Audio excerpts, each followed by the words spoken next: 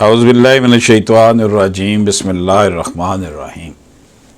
السلام علیکم ناظرین، آپ کی خدمت میں ایک امپورٹنٹ ججمنٹ PLD 2022 فیڈرل شریعت کوڈ 5، یہ محمد نور مسکان زئی صاحب جو چیف جسٹس تھے وفاقی شرعی عدالت کے، انہوں نے اس کا فیصلہ لکھا تھا اور وہ شہید کر دیے گئے کچھ دن ہوئے، نماز کی حالت میں نماز کے لیے گئے ہوئے تھے۔ اس کے علاوہ ان کے ساتھ جناب جسٹس ڈاکٹر سید محمد انور صاحب تھے، جناب جسٹس خادم حسین M شیخ صاحب تھے۔ 3 لوگوں کے سامنے یہ شرعی عدالت پاکستان اسلام آباد میں کیس پیش ہوا۔ اس کا ٹائٹل عمران انور خان و دیگر ورسز حکومت پنجاب وزیریہ سیکرٹری وزارت قانون تھا۔ ناظرین کرام،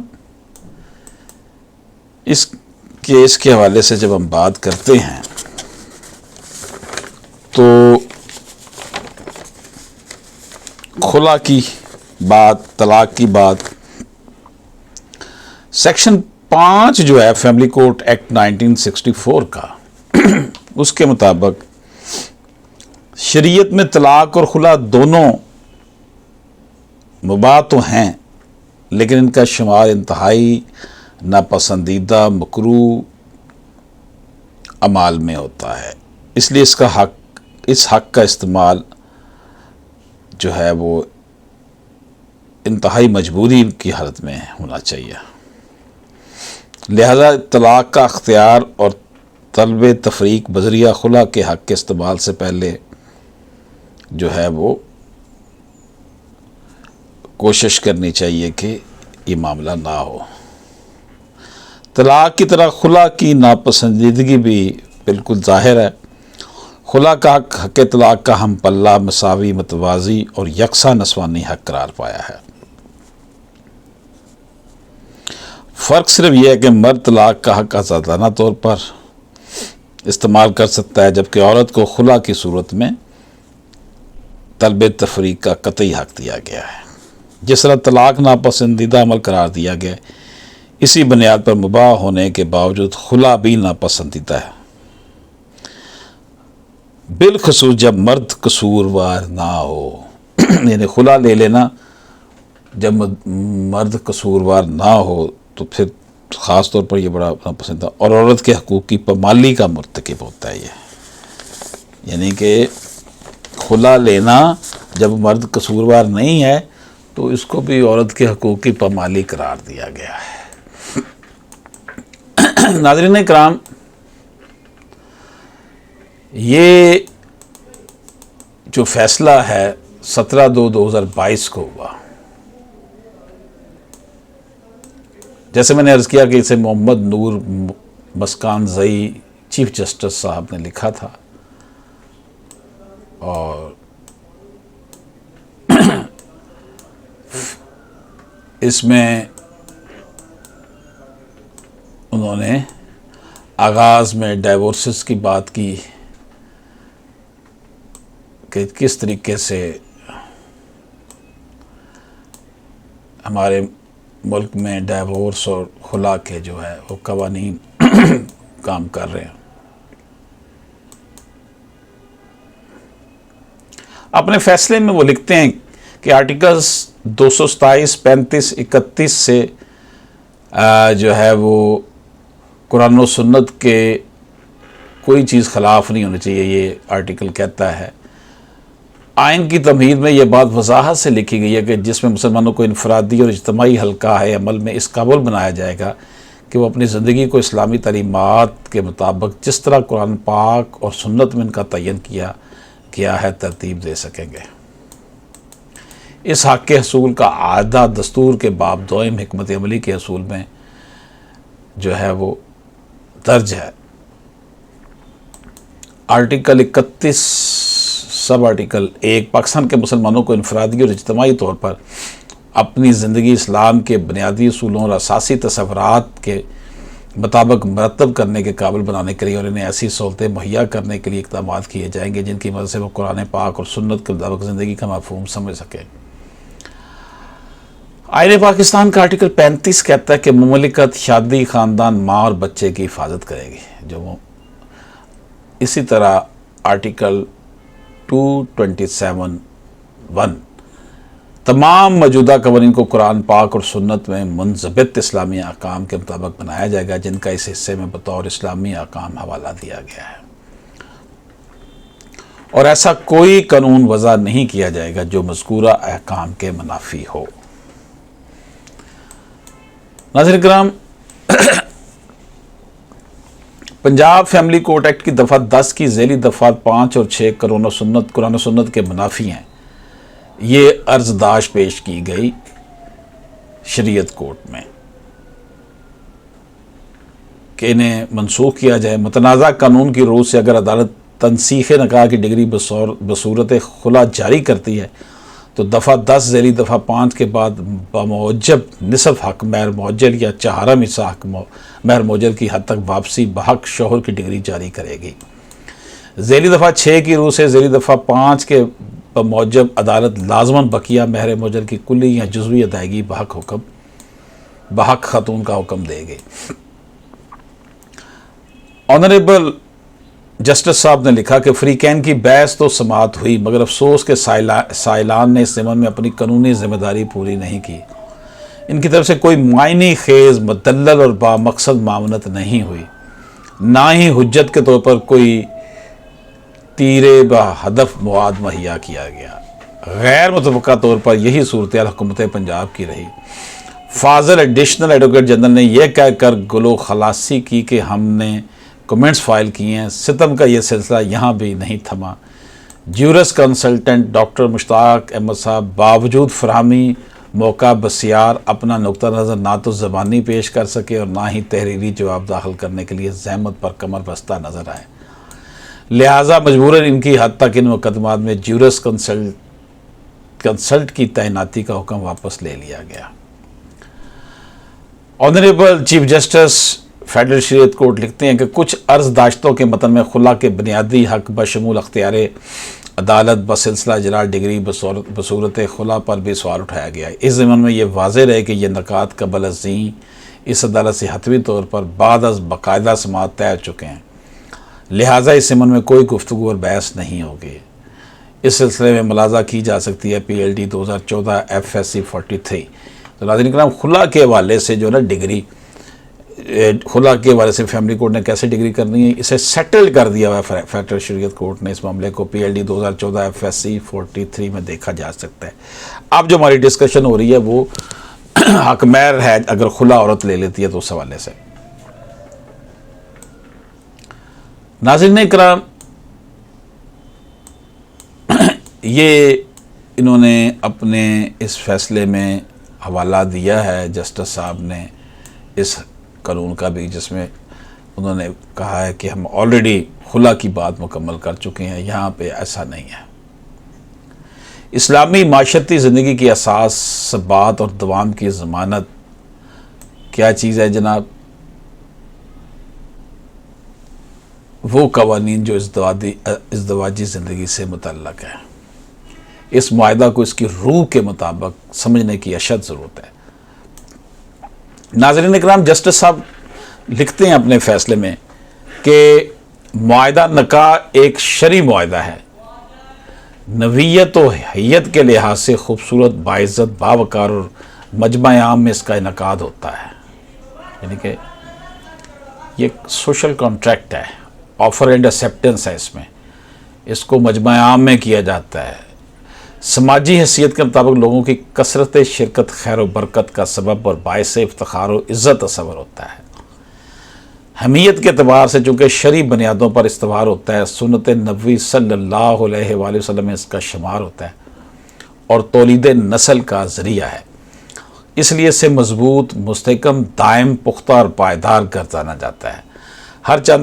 ہر چند کے اس معاہدہ کو قائم رکھنا یا ختم کرنا فریقین کی مرضی و منشا پر موقوف اور منحصر ہے، مگر یہ اختیار بھی مادر پدر آزاد نہیں بلکہ اصولوں کے تابع، اور دونوں صورتوں میں قرآنی احکامات مشعل راہ ہیں۔ ناظرین اکرام، یہاں پر مولانا محمد شفیع صاحب خطیب پاکستان نے معارف القرآن جلد دوم کے صفحہ نمبر 353-354 میں میثاق نکاح کے متعلق جو لکھا اس کو جسٹس صاحب نے ریپروڈیوس کیا ہے کہ ازدواجی عہد و میثاق اور باہم بے حجابانہ ملنے کے بعد دیا ہوا مال واپس کرنے کے لیے عورت کو مجبور کرنا کھلا ہوا ظلم و جور ہے، مسلمانوں کو اس سے اجتناب لازم ہے۔ یعنی کہ واپس خاتون سے، یعنی ان عورتوں نے تم سے پختہ اور مضبوط عہد لے لیا ہے، اس سے مراد عقد نکاح کا عہد ہے جو اللہ کے نام اور خطبہ کے ساتھ مجمع کے سامنے کیا جاتا ہے۔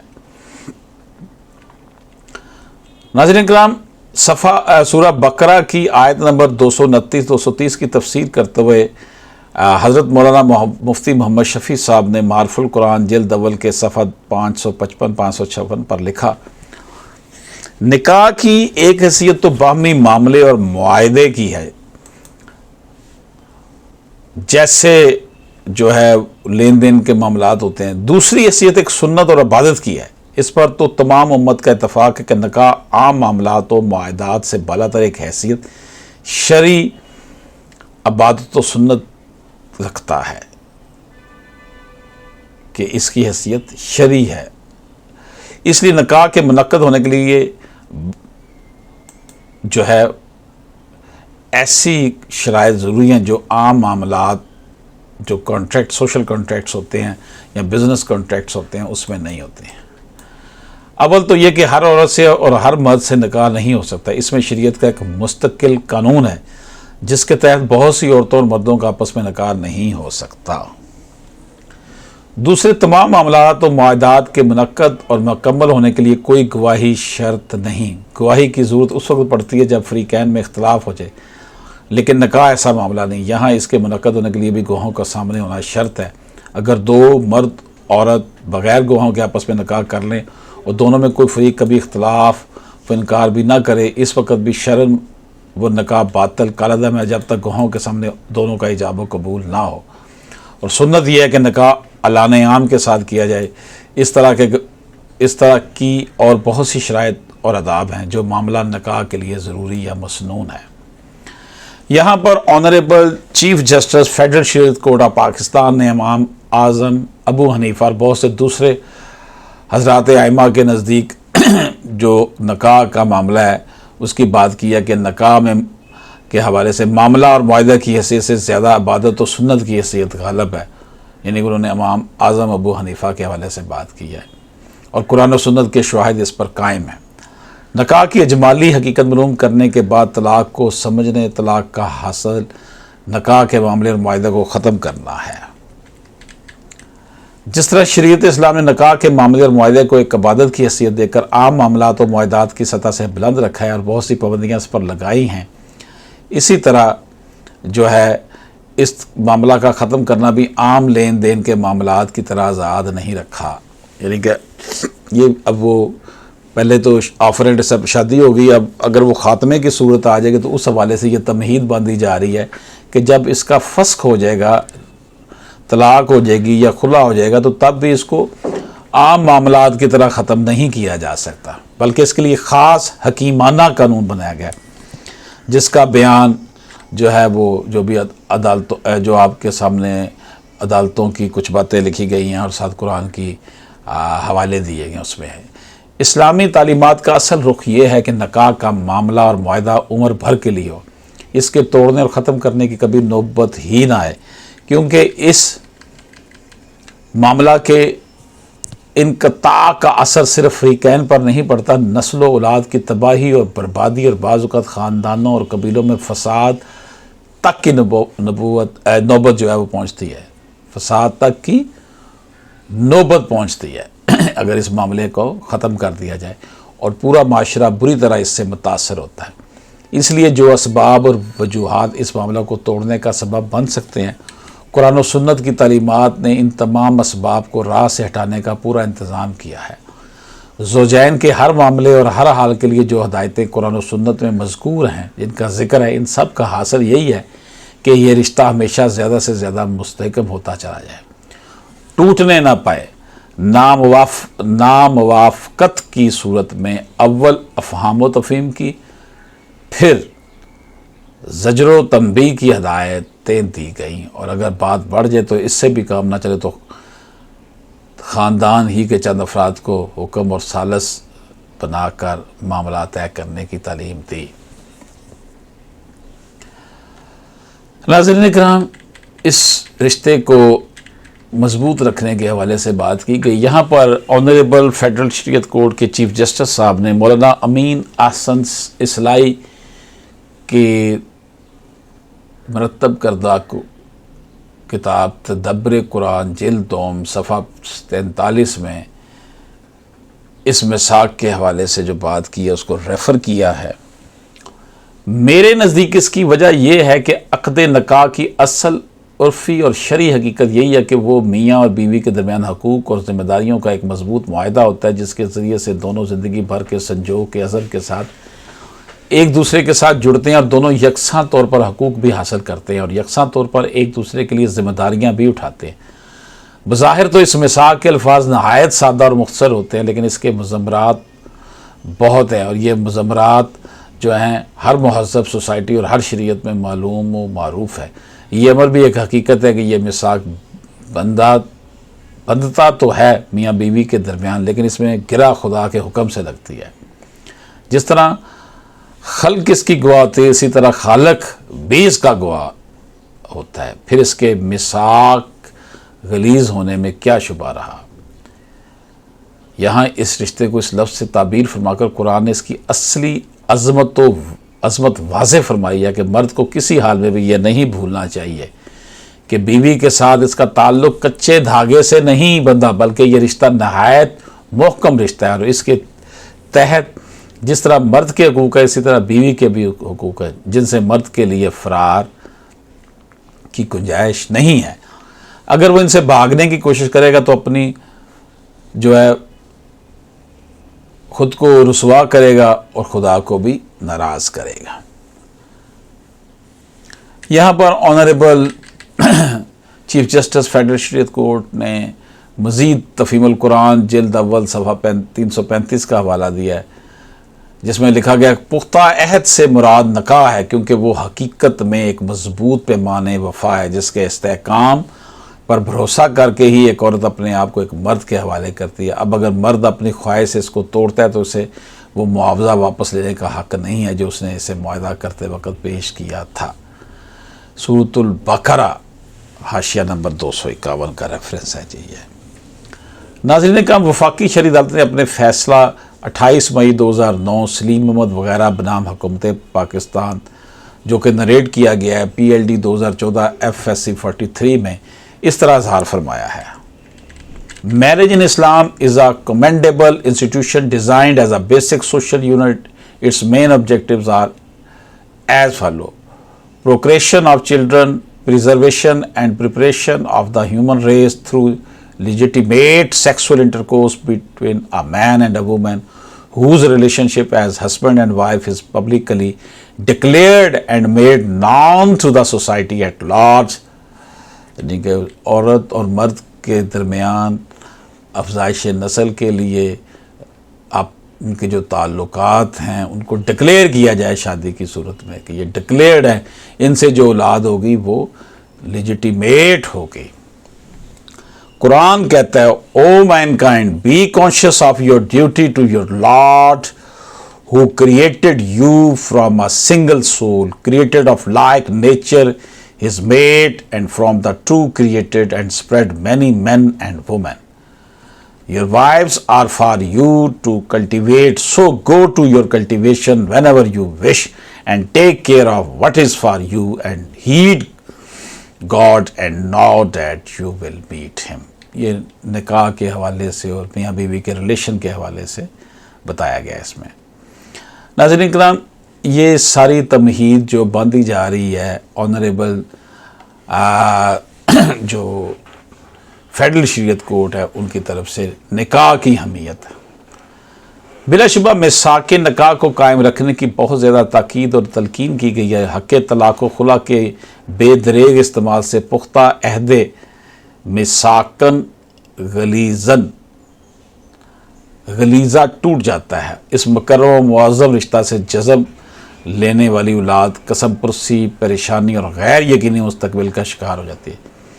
اس امر میں شک نہیں کہ شریعت میں طلاق اور خلا دونوں مباح تو ہیں، لیکن ان کا شمار انتہائی ناپسندیدہ مکروہ اعمال میں آتا ہے۔ اس لیے اس حق کا استعمال حتمی چارہ کار اور انتہائی لا علاجی کی صورت میں کیا جاتا ہے۔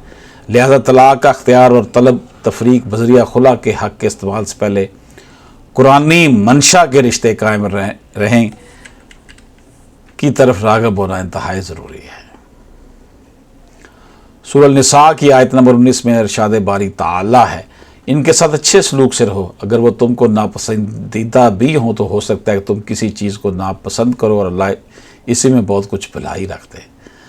نبی پاک صلی اللہ علیہ وآلہ وسلم کا ارشاد مبارک باحوالہ سنن ابی داؤد اول کتاب الطلاق میں ہے۔ یوں سورہ نساء میں واضح طور پر آیت نمبر 19 میں بتا دیا گیا، ان کے ساتھ اچھے سلوک سے رہو، اگر وہ تم کو ناپسند بھی ہوں تو ہو سکتا ہے کہ تم کسی چیز کو ناپسند کرو، اللہ اسی میں بہت کچھ بھلائی رکھ دے۔ ناظرین کرام، اللہ پاک فرماتا ہے کہ اللہ تعالیٰ کے نزدیک حلال چیزوں میں سب سے زیادہ ناپسندیدہ چیز طلاق ہے۔ اسی طرح صاحب ایک حقوق الزوجین کتاب میں مولانا مودودی رقم تراز ہیں کہ شریعت طلاق کو پسند نہیں کرتی۔ نبی صلی اللہ علیہ وسلم کا ارشاد ہے کہ اللہ تعالیٰ کے نزدیک حلال چیزوں میں سب سے زیادہ ناپسندیدہ چیز طلاق ہے۔ شادیاں کرو اور طلاق نہ دو، کیونکہ اللہ مزے چکھنے والوں اور مزے چکھنے والیوں کو پسند نہیں کرتا ہے۔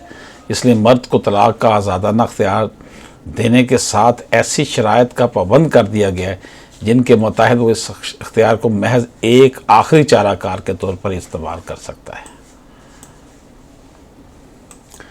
اس فلسفے پر مفتی اعظم پاکستان مولانا محمد شفیع صاحب نے معارف القرآن جلد اول صفحہ نمبر 556-57 میں اپنے خیالات کا اظہار کیا۔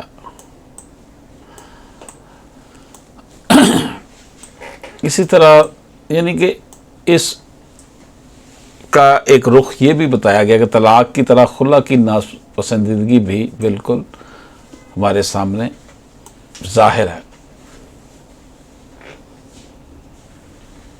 جس کسی عورت نے اپنے شوہر سے اس کی کسی زیادتی کے بغیر خلا لیا، اس پر اللہ اور ملائکہ اور سب لوگوں کی لعنت ہوگی۔ اللہ اکبر۔ خلا کو کھیل بنانے والی عورتیں منافق ہیں۔ اللہ اکبر۔ یہ اللہ پاک کا فرمان ہے۔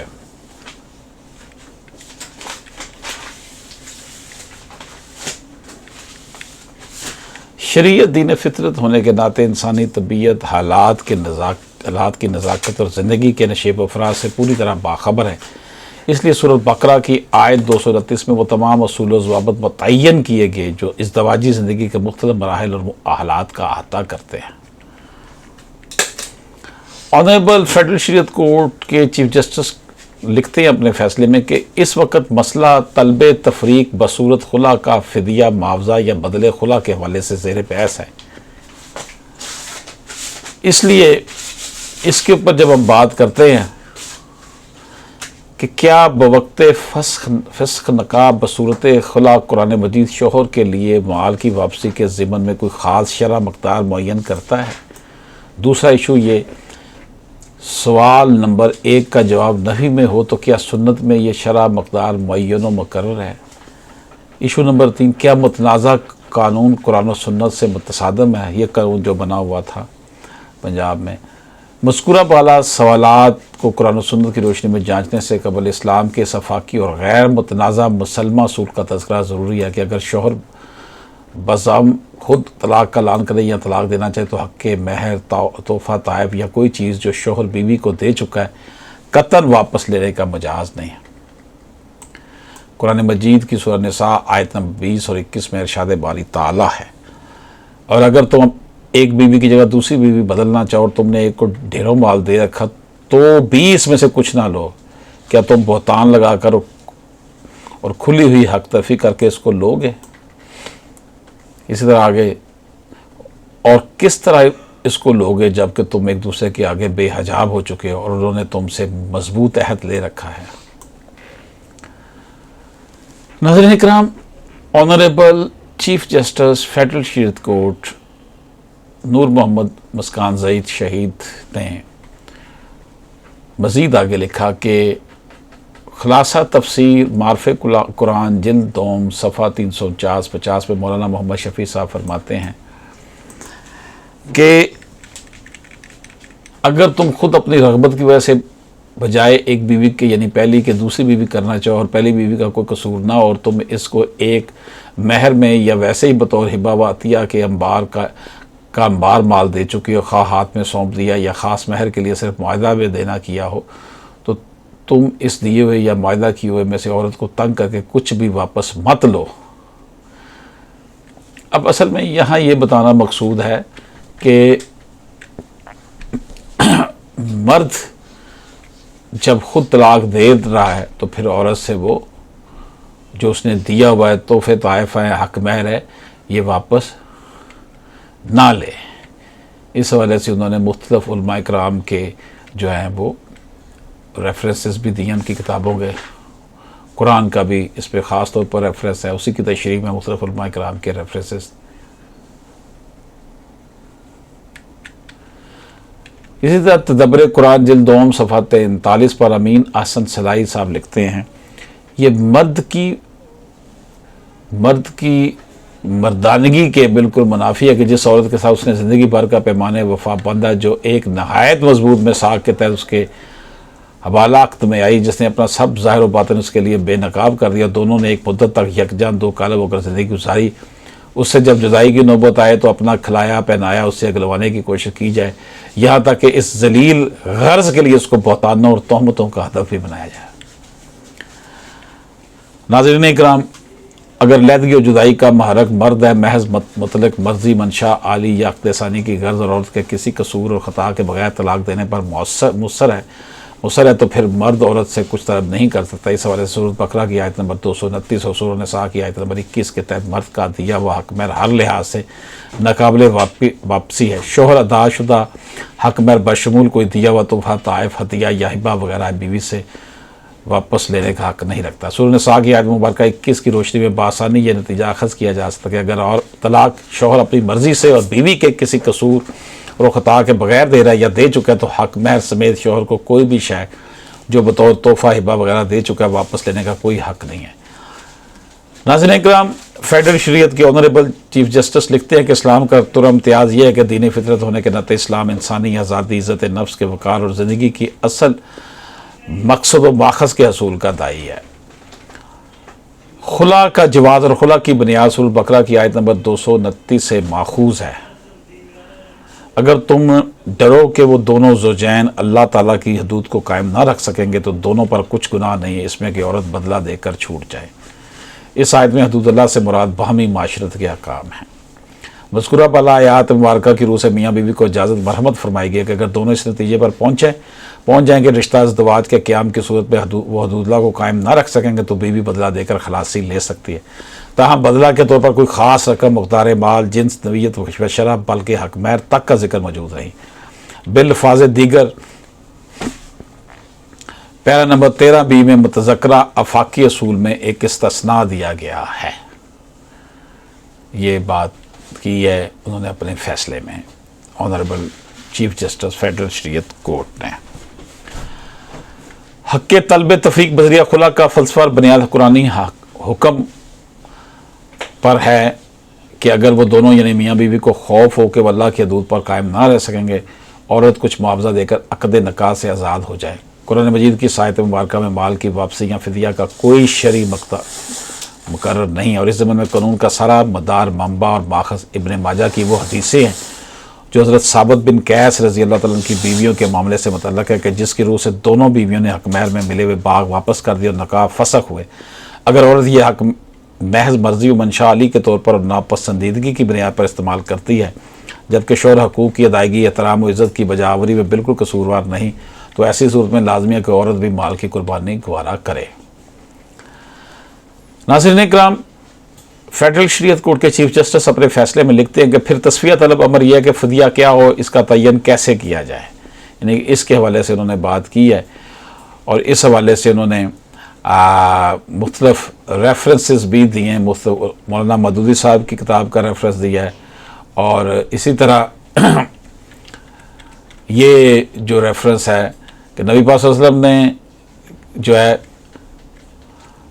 جو ایک واقعہ جس کی بات کی جاتی ہے اس کے حوالے سے کہ اس مقدمہ کی تفصیلات کے متعلق مختلف ٹکڑے احادیث میں وارد ہوتے ہیں، جن کو ملا کر دیکھنے سے معلوم ہوتا ہے کہ ثابت سے ان کی 2 بیوی نے خلا حاصل کیا تھا۔ ایک بیوی جمیلہ بنت ابی بن سلول عبداللہ ابن ابی کی بہن کا قصہ یہ ہے کہ انہیں ثابت کی صورت ناپسند تھی۔ انہوں نے نبی پاک صلی اللہ علیہ وسلم کے پاس خلا کے لیے مرافعہ کیا اور ان الفاظ میں اپنی شکایت پیش کی، یا رسول اللہ، میرے اور اس کے سر کو کوئی چیز کبھی جمع نہیں کر سکتی۔ میں نے اپنا گھونگھٹ جو اٹھایا تو وہ سامنے سے چند آدمیوں کے ساتھ آ رہا تھا۔ میں نے دیکھا کہ وہ ان سب سے زیادہ کالا اور سب سے زیادہ پستہ قدر، سب سے زیادہ بد شکل تھا۔ خدا کی قسم، میں دین یا اخلاق کی کسی خرابی کے سبب سے اس کو ناپسند نہیں کرتی، بلکہ مجھے اس کی بدصورتی ناپسند ہے۔ خدا کی قسم، اگر خدا کا خوف نہ ہوتا تو جب وہ میرے پاس آیا تھا اس وقت میں اس کے منہ پر تھوک دیتی۔ یا رسول اللہ، میں جیسی خوبصورت ہوں آپ دیکھتے ہیں، اور ثابت ایک بدصورت شخص ہے۔ میں اس کے دین اور اخلاق پر کوئی حرف نہیں رکھتی، مگر مجھے اسلام میں کفر کا خوف ہے۔ نبی پاک صلی اللہ علیہ وسلم نے یہ شکایت سنی اور فرمایا کہ جو باغ تحفہ اس نے دیا تھا وہ تو واپس کر دے گی؟ انہوں نے عرض کی ہاں یا رسول اللہ، بلکہ وہ زیادہ چاہے تو زیادہ بھی دے دوں گی۔ حضور صلی اللہ علیہ وسلم نے فرمایا زیادہ تو نہیں، مگر تو اس کا باغ واپس کر دے۔ پھر ثابت کو حکم دیا کہ باغ قبول کر لے، اس کو ایک طلاق دے دے۔ ثابت کو ایک اور بیوی حبیبہ بنت سہل تھیں، جن کا واقعہ امام مالک رحمۃ اللہ علیہ اور ابو داؤد نے اس طرح نقل کیا کہ ایک روز صبح سویرے حضور اپنے مکان سے باہر نکلے تو حبیبہ کو کھڑا پایا، دریافت پایا کہ کیا حالت؟ انہوں نے عرض کی کہ میری اور ثابت کی نبھ نہیں سکتی۔ جب ثابت حاضر ہوتے حضور صلی اللہ علیہ وسلم کہ یہ حبیبہ بنت سہل ہے، اس نے بیان کیا جو کچھ اللہ نے چاہے بیان کرے۔ حبیبہ نے عرض کی یا رسول اللہ، جو کچھ ثابت نے مجھے دیا ہے وہ سب میرے پاس ہے۔ حضور صلی اللہ علیہ وسلم نے ثابت کو حکم دیا کہ وہ لے لے اور اس کو چھوڑ دے۔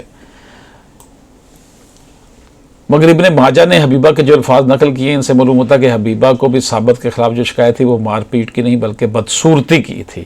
چنانچہ انہوں نے وہی الفاظ کہے جو دوسری احادیث میں جمیلہ سے منقول ہے۔ حضرت عمر رضی اللہ عنہ کے سامنے ایک عورت اور مرد کا مقدمہ پیش ہوا۔ آپ نے عورت کو نصیحت کی اور شوہر کے ساتھ رہنے کا مشورہ دیا۔ عورت نے قبول نہ کیا، اس پر آپ نے اسے ایک کوٹری میں بند کر دیا جس میں کوڑا کرکٹ بھرا ہوا تھا۔ 3 دن قید رہنے کے بعد آپ نے اسے نکالا اور پوچھا کہ تیرا کیا حال رہا؟ اس نے کہا خدا کی قسم مجھ کو انہی راتوں میں راحت نصیب ہوئی ہے۔ یہ سن کر عمر رضی اللہ عنہ نے اس کے شوہر کو حکم دیا اس کو خلا دے دے، خواہ وہ اس کے کان کی بالیوں کے عوض ہی میں ہو۔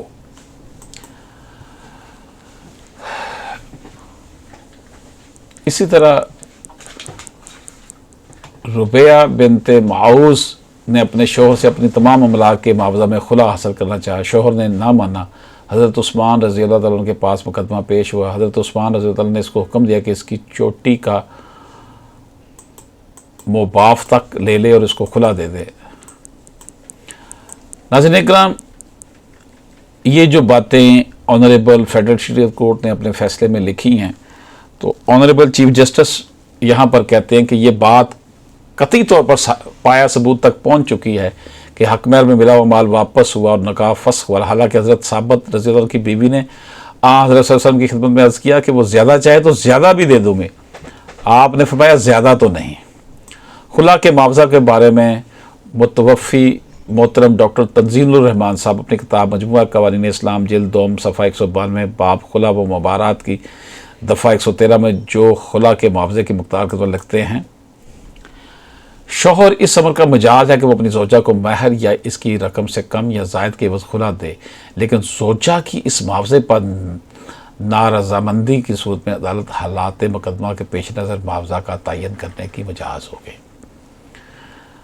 یعنی اگر تم ایک بیوی کی بجائے دوسری بیوی کرنے کا ارادہ کرو اور تمہاری بیویوں میں سے کوئی ایک بیوی اس کے صلے میں بہت سا مال دے دے تو تم اس سے مال کچھ نہ لو۔ یہ قرآن پاک کی بات ہو رہی ہے۔ یہ حکم اس مصلحت کی بنا پر ہے کہ ایسے موقع پر ایک مصیبت عورت پر مرد کی جانب سے یہ ہوتی ہے کہ اس کے شوہر نے اسے چھوڑ دیا، دوسری مصیبت یہ کہ شوہر اس سے خلا کے بدلے مال بھی لے۔ چنانچہ قرآن پاک کی مندرجہ بالا آیات اپنے وسیع مفہوم میں شوہر کو اپنی بیوی سے خلا کے بدلے کسی بھی معاوضہ لینے کو منع کرتی ہے، جبکہ خلا کا سبب خود مرد ہو۔ بالفاظ دیگر اگر نا اتفاقی شوہر کی جانب سے ہو تو شوہر کے لیے اپنی بیوی سے خلا کا معاوضہ لینا ممنوع ہے۔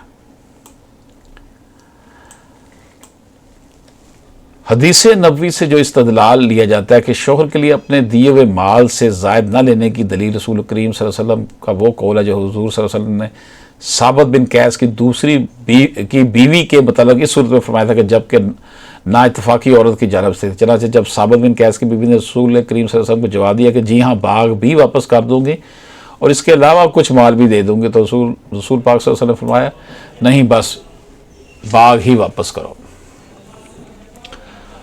ناظرین اکرام، حضرت امیر عمر رضی اللہ عنہ کا دور خلافت قانون سازی کے حوالے سے ایک ممتاز مقام رکھتا ہے اور انتہائی معروف دور گزرا۔ ایک مرتبہ انہوں نے حق مہر کی مقدار کا تعین کیا جس پر ایک خاتون نے اعتراض کیا۔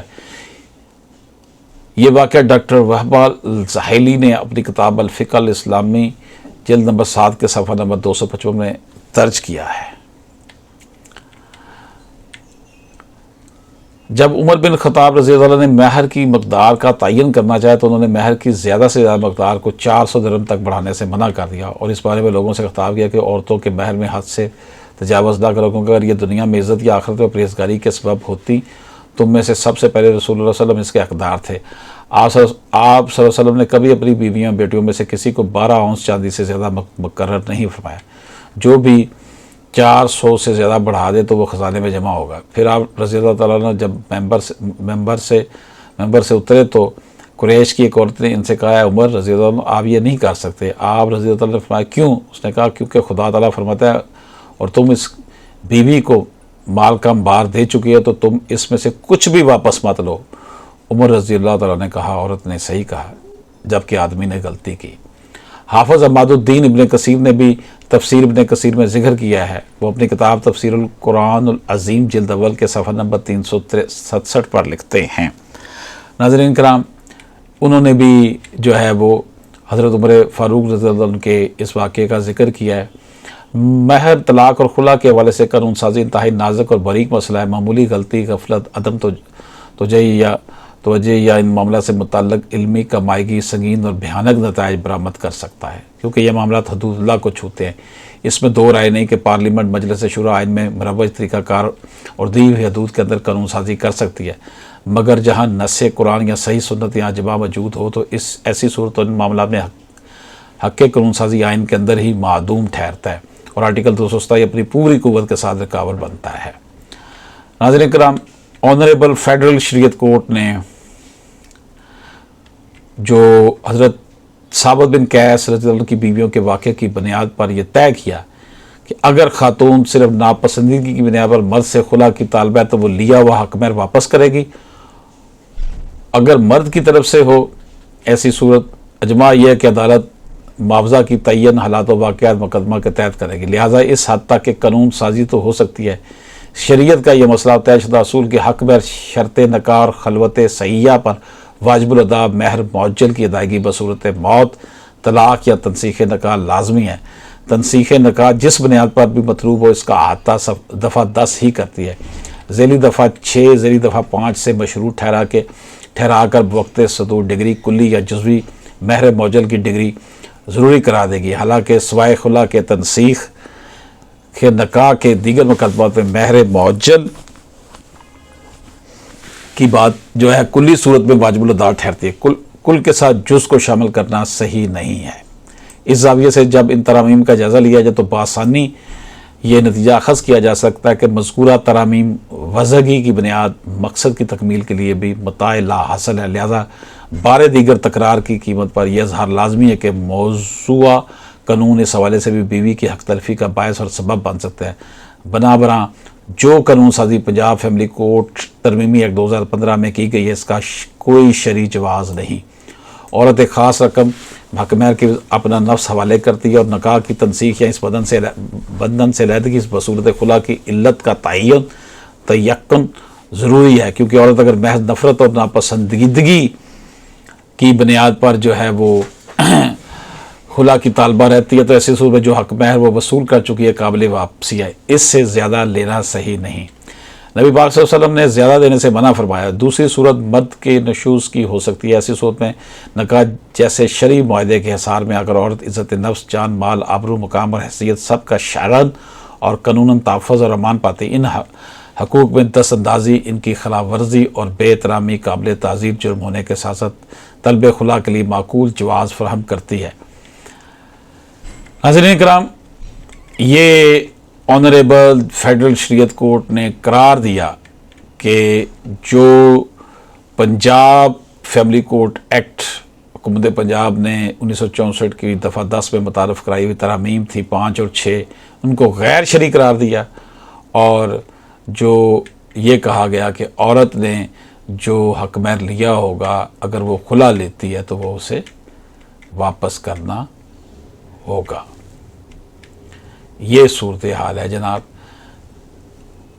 آنریبل فیڈرل شریعت کورٹ نے اپنے فیصلے کو کنکلیوڈ کرتے ہوئے لکھا کہ قوانین اسلام خلا اول کی مقدمات حضرت ثابت بن قیس کی بیویوں کے مقدمات جن میں یہ فیصلہ نبی پاک صلی اللہ علیہ وسلم نے فرمایا تھا سے متصادم ہے۔ مزید یہ کہ خلفاء راشدین اور صحابہ کرام کے دور کے کسی واقعہ روایت سے بھی ان قوانین کی کوئی پذیرائی نہیں ملتی، یعنی کہ اگر ڈائیورس لینی ہے تو پھر خلا کی بنیاد پر لینی ہے تو پھر جو کچھ لیا ہے اسے واپس کیا جائے۔ تو لہٰذا شریعت ازیدات نمبری، شریعت ازیداشت نمبر، جتنے بھی یہ نمبر تھے، عمران انور خان بنام حکومت پنجاب، اس میں جو ہے وہ منسوخ کر دی گئی یہ جو امینڈمنٹس کی گئی تھی۔ ناظرین اکرام، یہ ایک بڑی لمبی ڈسکشن تھی، مجھے اس چیز کا مکمل احساس ہے کہ ویڈیو بہت لمبی ہوگی، لیکن میں نے پوری ججمنٹ آنے والے وقت کے لیے بھی اس لیے ریکارڈ کر دی کہ قانون کے طالب علموں کے لیے خاص طور پر یہ بڑی اہمیت کی حامل باتیں ہیں کہ اتنا لمبا ریفرنس دے کر قرآن و سنت سے اور مختلف جو علماء کرام ہیں ان سے، اور حضرت عمر فاروق رضی اللہ عنہ کا ریفرنس دے کر، نبی پاک صلی اللہ علیہ وسلم کا ریفرنس دے کر، حضرت عثمان غنی کا ریفرنس دے کر، خلا لینے کی خلا اگر عورت لیتی ہے اور اس میں کوئی وہ ثابت نہیں کرتی الزامات تو پھر اس نے جو لیا ہوا ہے وہ اسے حق مہر واپس کرنا ہوگا۔